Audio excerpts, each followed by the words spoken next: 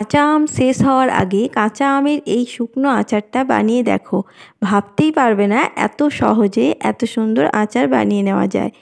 আচার আমরা কম বেশি সকলেই বানিয়ে থাকি, তবে এই পদ্ধতিতে আমের আচার তৈরি করলে সবথেকে সেরা মনে হবে খেতে। খেয়ে তো পুরো অবাক হয়ে যাবে, কোনো রকম রোদে দেওয়ার ঝামেলাই থাকবে না।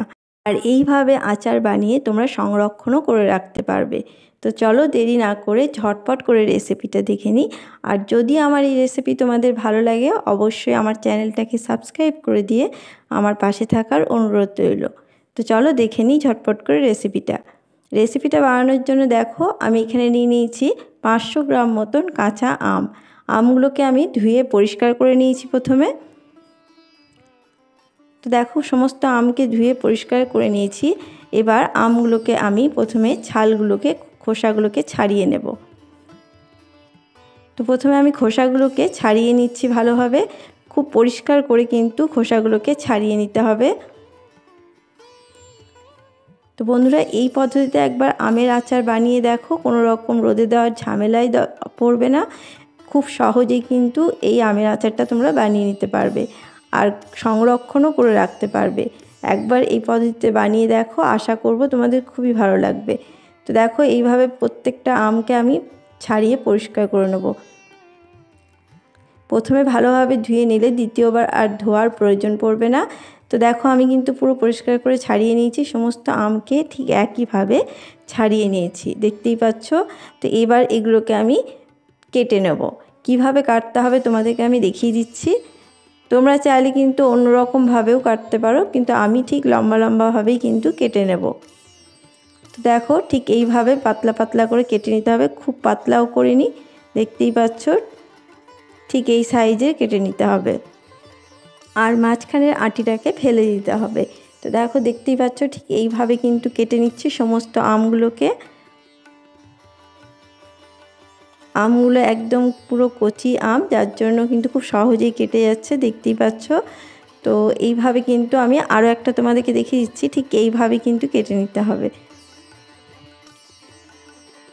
তো বন্ধুরা আমার আজকের এই রেসিপি যদি তোমাদের ভালো লাগে অবশ্যই একটা লাইক করে দিও, লাইক করে দিয়ে আমার পাশেই থেকো। তো দেখো ঠিক একইভাবে কিন্তু আমি কেটে নিচ্ছি বাকি আমগুলোকেও।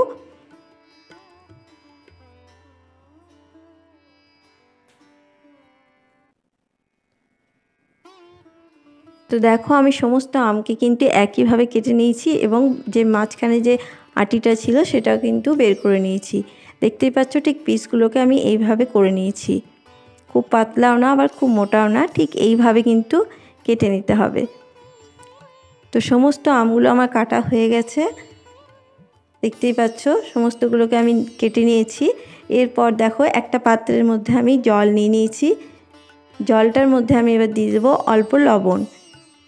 এবার লবণটাকে ভালোভাবে জলের মধ্যে মিশিয়ে নিচ্ছি যাতে লবণটা সমস্ত গলে যায়। তো দেখো লবণটাকে আমি পুরো মিশিয়ে নিয়েছি। এরপর আমি যে আমের পিসগুলো করে রেখেছিলাম সেই আমের পিসগুলো এই জলের মধ্যে ভিজিয়ে রাখবো।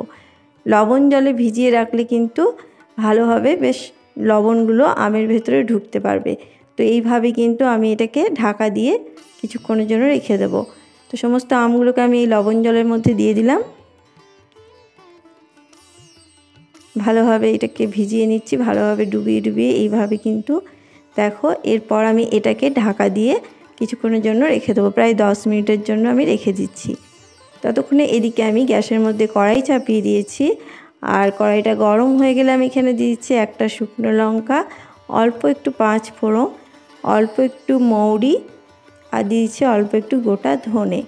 এবার সমস্তটাকে শুকনো খোলায় ভালোভাবে ভেজে নেব। তো একটু সময় নিয়ে শুকনো খোলায় ভালোভাবে ভেজে নিচ্ছি, যতক্ষণে এটা থেকে সুগন্ধ বেরোচ্ছে ততক্ষণ একটু নাড়াচাড়া করে ভেজে নিচ্ছি। খুব বেশি কিন্তু ভাজলে চলবে না, তাহলে আবার তেতো হয়ে যাবে।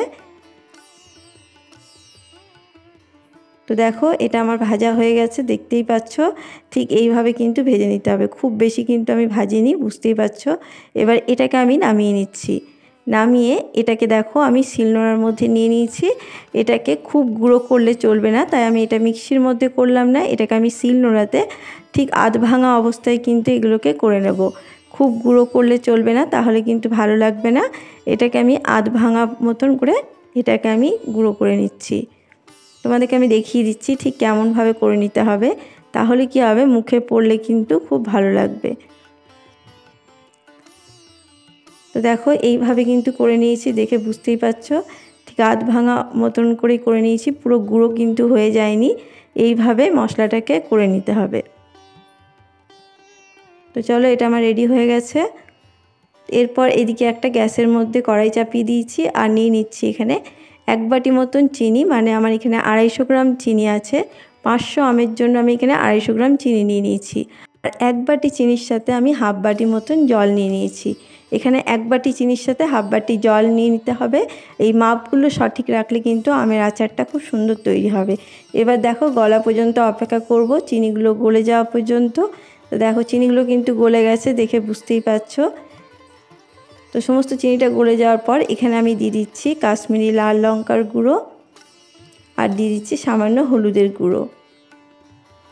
এতে কিন্তু কালারটা খুব সুন্দর আসবে। এরপর ভালোভাবে এগুলোকে মিশিয়ে নিচ্ছি। তো হলুদ আর এই কাশ্মীরি লঙ্কার গুঁড়োটাকে ভালোভাবে মিশিয়ে নিলাম। তো দেখো একটু ফুটে উঠেছে।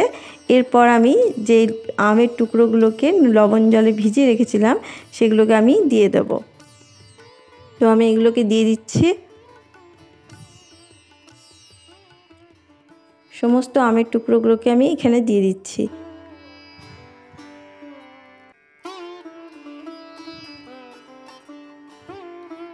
তো দেখো সমস্ত আমের টুকরোগুলোকে আমি দিয়ে দিয়েছি।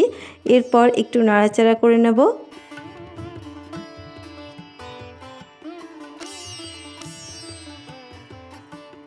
তো ভালোভাবে নাড়াচাড়া করে নিয়েছি। নাড়াচাড়া করে নেওয়ার পর এটাকে আমি প্রায় 15 মিনিটের মতন হতে দেব। এটাকে প্রায় 15 মিনিটের মতন আমি এটাকে ঢাকা দিয়ে সেদ্ধ হতে দেব। তো দেখো 15 মিনিট পর আমি ফিরে এলাম। এটা কতটা ঠিক নরম হয়ে গেছে দেখাচ্ছি তোমাদেরকে। আমগুলো কিন্তু গলেও যায়নি, আবার কিন্তু নরমও হয়ে গেছে। আর দেখতেই পাচ্ছ চিনির রসটাও কিন্তু অনেকটাই টেনে নিয়েছে। দেখে বুঝতেই পারছো গলে যায়নি কিন্তু আমগুলো। ঠিক এইভাবেই কিন্তু তৈরি করে নিতে হবে। এরপর কিন্তু আর বেশিক্ষণ ফোটালে চলবে না, তাহলে কিন্তু আবার আমগুলো গলে যাবে। তো দেখো এরপর আমি যে ভাজা মশলাটা করে রেখেছিলাম সেটাকে আমি দিয়ে দিলাম এর মধ্যে।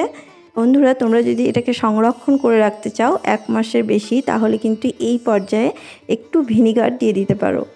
তো মিশিয়ে নেওয়ার পরে ঠিক ঢাকা দিয়ে কিন্তু আমি এটাকে রেখে দেবো। একটু নাড়াচাড়া করে নিলাম।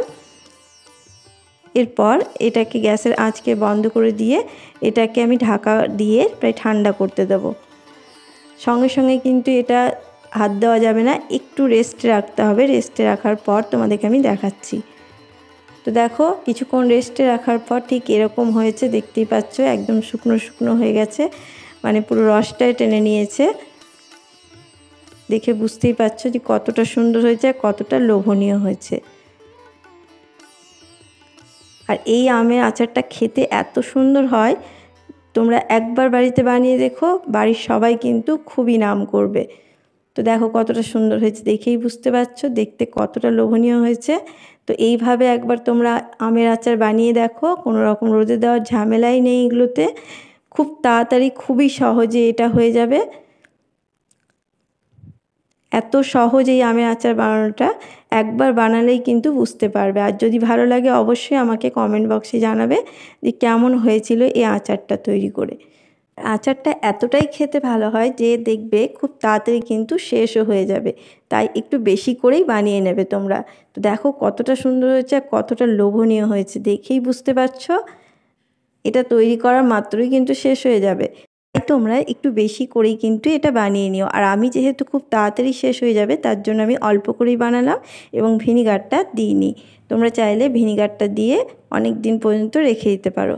তো কেমন লাগলো আমার আজকের এই রেসিপিটা? ভালো লাগলে অবশ্যই লাইক শেয়ার কমেন্ট করতে ভুলো না। আর চ্যানেলটাকে সাবস্ক্রাইব করে দিয়ে আমার পাশে থেকো। পাশে থাকা বেল আইকনটি অবশ্যই প্রেস করে দিও। আবার কোনো নতুন রেসিপি নিয়ে হাজির হব। ততক্ষণে সবাই ভালো থেকো, সুস্থ থেকো। ধন্যবাদ।